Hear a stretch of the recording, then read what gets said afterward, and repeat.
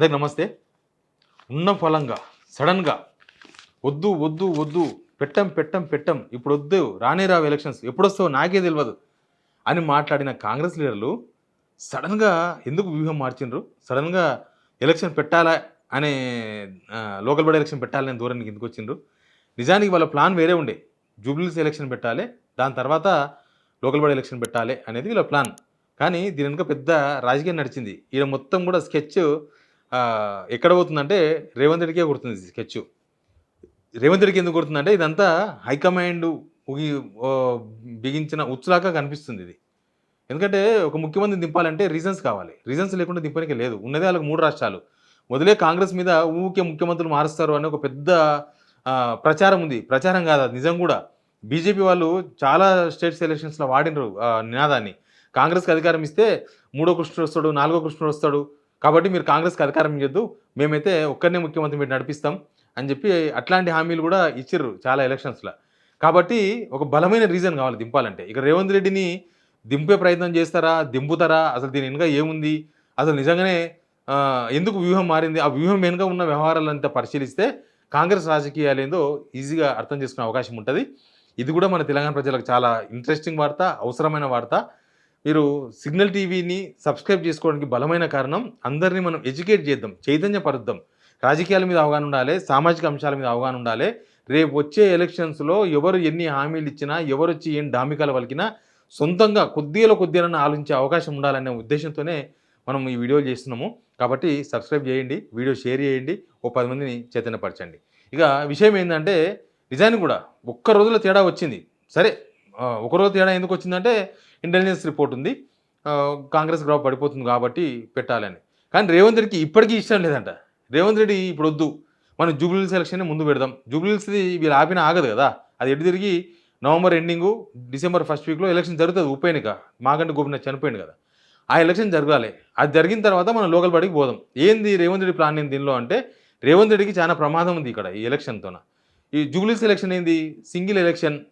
ఒక ఇక్కడ దగ్గర హైదరాబాద్లో అందరి మినిస్టర్లను, ఎమ్మెల్యేలను మొత్తం ఇక్కడ పెట్టేసి డివిజన్కి ఒక ఇన్ఛార్జ్ని పెట్టేసి వాళ్ళనే బాధ్యులను చేసేసి రేపు ఓడిపోయినా వాళ్ళే బాధ్యులు అని చెప్పే అవకాశం ఉంటుంది. పలానా డివిజన్లో ఓట్లు పడలేదు, పలానా మంత్రి కారణం, లేకపోతే పలానా ఎమ్మెల్యే కారణం, మొత్తం ఇన్ఛార్జ్ అందరూ రంగంలో దింపాలనేది, వీళ్ళందరికీ ఇన్ఛార్జ్షిప్ ఇవ్వాలనేది మొత్తం వీళ్ళే చూసుకుంటారు. ఇంకా ప్లస్ జూబ్లీస్ ఎలక్షన్ ఏంటంటే 3 రకాల వర్గాలు ఉంటాయి జూబ్లీస్లో. ఒకటి బాగా డబ్బులున్నోళ్ళు, సంపన్నులు. 2 పేద మధ్యతరగతి ప్రజలు, బస్తీలు గిస్తీలు మస్తుగా ఉంటాయి. 3వది ముస్లిం ఓట్లు. ఈ ముస్లిం ఓట్లు ఉంటాయి కాబట్టి ఆ ముస్లిం ఓట్లను అసూద్దీన్ ఓవైసీతోన అటాచ్మెంట్ పెట్టుకుంటాం ఎట్లా, కాబట్టి ఆ ముస్లిం ఓట్లు కూడా 70% ఉంచడే అవకాశం ఉంటుంది. మనం కింద మీద పడి పోలీసులను పోయించి, ఆఫీసర్స్ను పోయించి, రకరకాల మనుషులను పోయించి, కింద పడి మీద పడి పైసలు వంచి ఏదో ఒకటి చేసి గెలవనికి ఎక్కువ ప్రయత్నాలు చేసే అవకాశం ఉంటుంది. ఇక జూబ్లీస్ కింద మీద పడి ఒక్క ఓటుతో బయటపడ్డా దాని ఇంపాక్ట్ మనకు లోకల్ బాడీ ఎలక్షన్స్లో ఉంటుంది. ఎమ్మడే లోకల్ బాడీ ఎలక్షన్స్ పోతే అక్కడ కూడా కొద్దిగా ప్రభావం చూపొచ్చు అనేది రేవంత్ రెడ్డి ప్లాన్ ఇక్కడ. ఎందుకంటే ఈ రిజల్ట్ ఎక్కువ ప్రభావం చూపించేది రేవంత్ రెడ్డి ఫ్యూచర్ పైనే, రేవంత్ రెడ్డి సీటు పైనే.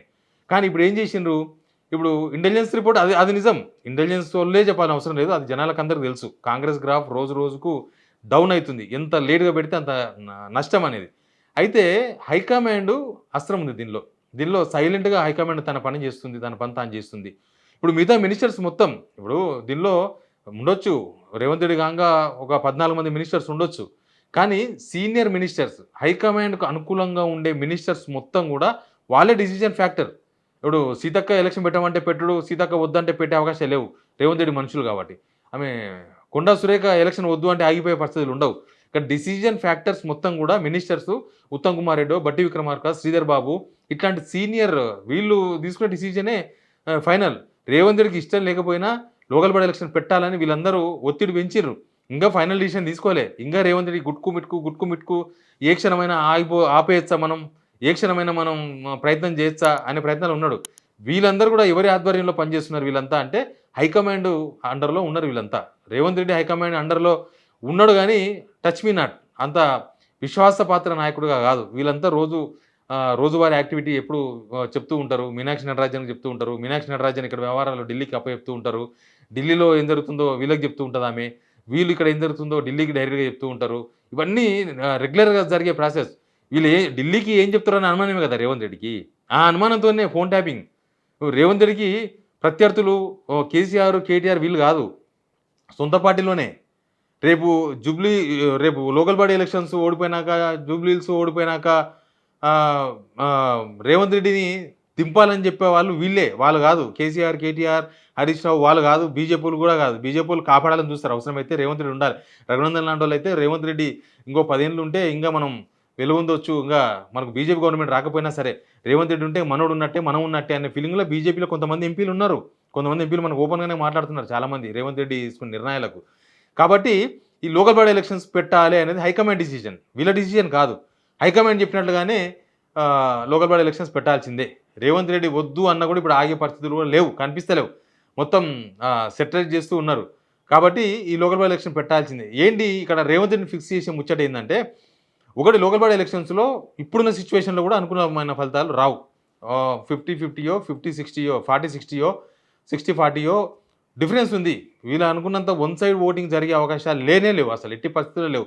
వీళ్ళు ఓటుకు 5,000 ఇచ్చినా ఓట్లు వేసే పరిస్థితులు కనిపిస్తలేదు గ్రౌండ్లో. కాబట్టి అటు ఇటు అవుతుంది. దాని ఇంపాక్ట్ జూబ్లీస్ మీద కూడా పడుతుంది. జూబ్లీస్ ఒకటి గెలవడంతోన కాంగ్రెస్కి వచ్చేదేం లేదు. జూబ్లీస్ ఒకటి ఓడిపోతే కూడా కాంగ్రెస్ పోయేదేం లేదు. ఆల్రెడీ కొంతమంది కాంగ్రెస్ లీడర్లు మాట్లాడుతున్నారు, అది మా సీటు కానే కాదు, అక్కడ గెలిస్తేంది ఓడిపోతేంది, అది బీఆర్ఎస్ సీటు కాబట్టి గెలిస్తే బీఆర్ఎస్కు అన్నీ సీట్లు ఉంటాయి, ఓడిపోతే బీఆర్ఎస్కి ఒకటి మైనస్ అవుతుంది, మాకు గెలిస్తే ఒకటి పెరుగుతుంది, లేకపోతే మాది మాకు ఉంటుంది, మా సీటు కానే కాదు అది అని ఆల్రెడీ కొంతమంది రాగాలు స్టార్ట్ చేసిండ్రు. ఎందుకంటే దీని ఇంపాక్ట్ రేపు లోకల్ బాడీ ఎలక్షన్స్ ఇంపాక్ట్ జూబ్లీస్ మీద చాలా తీవ్రంగా ఉంటుంది. ఆ ఇంపాక్ట్ ఉన్న తర్వాత జూబ్లీస్ మీద కూడా ఎఫెక్ట్ ఉంటుంది. ఎంఐఎం సపోర్ట్ చేసినా ఏం చేసినా ఇప్పటికీ జూబ్లీస్లో కూడా ఏం సిచ్యువేషన్ అండర్ కంట్రోల్లో లేదు. వీళ్ళకి అసలు ఏం సంబంధం లేదు, సస్తున్నారు. అసలు ఎంత చేసినా జూబ్లీస్లో కాంగ్రెస్ గ్రాఫ్ పెరుగుతలేదంట ఇప్పుడే. ఇక రేపు లోకల్ బాడీ ఎలక్షన్స్ రిజల్ట్స్ వచ్చిన తర్వాత ఇంకా దారుణంగా ఉంటుంది. అది లోకల్ బాడీ ఎలక్షన్స్ పరిస్థితి చూసిన తర్వాత ఇంకా ఇప్పుడు మామూలుగా స్లోగా పడుతుంది జూబ్లీస్లో కాంగ్రెస్ గ్రాఫ్, ఇట్లా పడిపోతుంది. అట్లాంటి సిచ్యువేషన్ ఎన్ని తైతక్కలాడినా జూబ్లీస్లో కాంగ్రెస్ గ్రాఫ్ పెరుగుతలేదు. రంగ జూబ్లీస్లో కూడా డౌన్ అవుతుంది. వీళ్ళు ఇంకా అభ్యర్థులు అవన్నీ కొట్లాటలు నడుస్తున్నాయి, అదంతా పంచాది. ఇక ఇవన్నీ అయిపోయిన తర్వాత దీని ఇంపాక్ట్ డైరెక్ట్గా రేవంత్ రెడ్డి మీద పడుతుంది, ఎవరి మీద పడదు. నేను రేవంత్ రెడ్డిని దింపాలని చెప్పి అప్పుడు వీళ్ళెవరు కేసీఆర్, కేటీఆర్ వాళ్ళు అడగరు, కాంగ్రెస్ వాళ్ళే అడుగుతారు. కాంగ్రెస్ హైకమాండే ఒక రీజన్ చూపాలి. రేవంత్ రెడ్డిని దింపాలంటే ఒక రీజన్ చూపకపోతే ఎమ్మెల్యేలకు కూడా ఒక రీజన్ చెప్పాలి, తెలంగాణ ప్రజలకు ఒక రీజన్ చెప్పాలి. ఆ రీజన్స్ చెప్పడానికి ఒక గ్రౌండ్ ప్రిపేర్ చేసినట్టుగా కనిపిస్తుంది. ఒక గ్రౌండ్ ఇప్పుడు వాళ్ళకి వచ్చేది లేదు. లోకల్ బాడీ ఎలక్షన్స్లో గెలిచినంత మాత్రాన రాహుల్ గాంధీకి వచ్చేది లేదు, లేకపోతే దేశంలో కాంగ్రెస్కి వచ్చేది కూడా ఏం లేదు. నిజానికి ఒక స్టేట్లో ఎమ్మెల్యే గెలిస్తే ఓ రాష్ట్ర ప్రభుత్వం వస్తే వాళ్ళకి లాభం, కానీ ఈ సర్పంచ్లు గెలిస్తే, ఎంపీడీసీలు గెలిస్తే రాహుల్ గాంధీ పీఎం అయ్యేది లేదు, సోనియా గాంధీ ఇంకెవరో అయ్యేది ఏం లేదు. హైకమాండ్కు ఇక్కడ వచ్చే బూస్ట్ ఏమి ఉండదు. ఆల్రెడీ కాంగ్రెస్ గవర్నమెంటే ఉంది ఇక్కడ, ఇంకా కొత్తగా వచ్చే బూస్ట్ ఏం లేదు తెలంగాణలో. కాబట్టి వాళ్ళకి ఈ ఎలక్షన్స్ ఏం ఇంపార్టెంట్, అసలు వాళ్ళకి ఎమ్మెల్యే ఎలక్షన్సే ఇంపార్టెంట్ లేకుంటుండే. స్టేట్లో సెంట్రల్లో గవర్నమెంట్ ఉంటే వాళ్ళకి ఎమ్మెల్యే ఎలక్షన్సే. ఇప్పుడు బీజేపీ ఉంది సెంట్రల్లో, వాళ్ళకి ఎమ్మెల్యే ఎలక్షన్స్ పెద్ద ఇంపార్టెంట్ కాదు. ఎమ్మెల్యే వస్తే ఏంది, పోతే ఏంది, రాష్ట్రంలో గవర్నమెంట్ ఉండేది, లేకపోతే ఏంది. ఎంపీ సీట్లు కావాలి, ప్రధానమంత్రి కావాలి వాళ్ళకి, సెంట్రల్లో ఉంది కాబట్టి ఇప్పుడు వీళ్ళ పరిస్థితి కూడా అంతే. సర్పంచ్లు గెలిస్తే రాహుల్ గాంధీకి ఏం సంబంధం లేదు, సర్పంచ్ ఓడిపోతే కూడా రాహుల్ గాంధీకి సంబంధం లేదు. కానీ అది వాళ్ళు తీసుకున్న పొలిటికల్ డిసిషన్స్ మీద డిపెండ్ అయి ఉంటుంది. అందుకే ఒక ఫిక్సింగ్ వాతావరణం చేసినట్టు కనిపిస్తుంది. ఏమవుతుంది ఇక్కడ రేవంత్ రెడ్డి ఎనర్జీ ఏంది. నిజానికి assembly elections Revanth Reddy face మీద జరగలే, రేవంత్ రెడ్డి మీద ఏం జరగలే. రేవంత్ రెడ్డిని చూసి ఓట్లు వేయలే, బీఆర్ఎస్ మీద వ్యతిరేకతతో ఓట్లు వేసిండ్రు. ఓట్లు వేస్తే ఇక ఎవరు బలం ఉంటే వాళ్ళే, ములుకర్ర ఉన్నోడే ములుకర్ర ఉన్నదే ఎద్దు అన్నట్టు, ఈయనకు ములుకర్రలు ఉన్నాయి, మూటలు ఉన్నాయి కాబట్టి ముఖ్యమంత్రి పదవి తెచ్చుకున్నాడు అనేది కాంగ్రెస్లో డిస్కషన్ ఉంది. చాలామంది ఆయన పిసిసి చీఫ్ వచ్చినప్పుడే 50 కోట్ల రూపాయలు ఇచ్చి తీసుకున్నాడు అని చెప్పేసి కోమటిరెడ్డి వెంకటరెడ్డి లాంటి ఓపెన్గా మాట్లాడిండ్రు. ఇక అట్లాంటప్పుడు ఇంకా ఈ ఎలక్షన్సే నాకు అసలైన పరీక్ష. ఈ గవర్నమెంట్ వచ్చిన తర్వాత ఎంపీ ఎలక్షన్స్ ఒక ఫెయిల్యూర్ను చూసిర్రు, కానీ అప్పటికి ఏదో సర్ది చెప్పుకున్నారు, మొన్ననే కదా మన గవర్నమెంట్ వచ్చింది, మొన్ననే కదా అది ఇదని. ప్లస్ రేవంత్ రెడ్డి ఒరిజినల్ ఈయన వ్యవహారాలు ఏందో హైకమాండ్ తెలిసింది కూడా local body election, Lok Sabha ఎలక్షన్స్తోనే.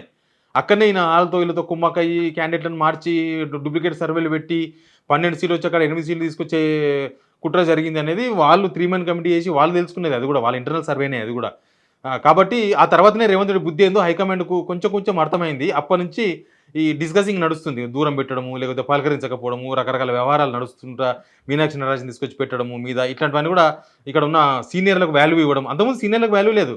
Lok Sabha elections ముందు సీనియర్ల రిపోర్ట్లను కానీ ఇప్పుడు సీనియర్లు ఇచ్చే రిపోర్ట్లే బంగారం హైకమాండ్కి. అప్పటి నుంచి లోక్సభ ఎలక్షన్స్ తర్వాతనే వాళ్ళని ఢిల్లీకి పిలిపించుకుని మాట్లాడారు. అంతకుముందు వాళ్ళు కాలు లేదు. ఓన్లీ రేవంత్ మీద రిపేర్ అయినారు అప్పటి వరకు వాళ్ళు. కాబట్టి ఇప్పుడు ఈ సమయం కోసం హైకమాండ్ స్కెచ్ చేసిందో లేకపోతే మంత్రులు స్కెచ్ చేసిరో ఎవరు స్కెచ్ చేసిరో కానీ రేవంత్ రెడ్డి ప్లాన్ మొత్తం రివర్స్ అయిపోయింది. జూబ్లీస్ ఎలక్షన్స్లో కింద మీద పడి తంటాలు పడి గెలిచి లోకల్ బాడీ ఎలక్షన్స్కి పోయి ఏదో కింద మీద పడి అవి ఏమైనా నడుస్తుంది మనం సీట్ గెలుచుకున్నట్టు ఫస్ట్ అని ప్రయత్నం చేస్తే మొత్తం రేవంత్ ప్లాన్ రివర్స్ చేసిండ్రు వీళ్ళందరూ కలిసి. ముందు లోకల్ బాడీ ఎలక్షన్స్ వచ్చే తల్లి చేసిండ్రు. ఇంకా తర్వాత కథలు తర్వాత చాలా ఉంటాయి.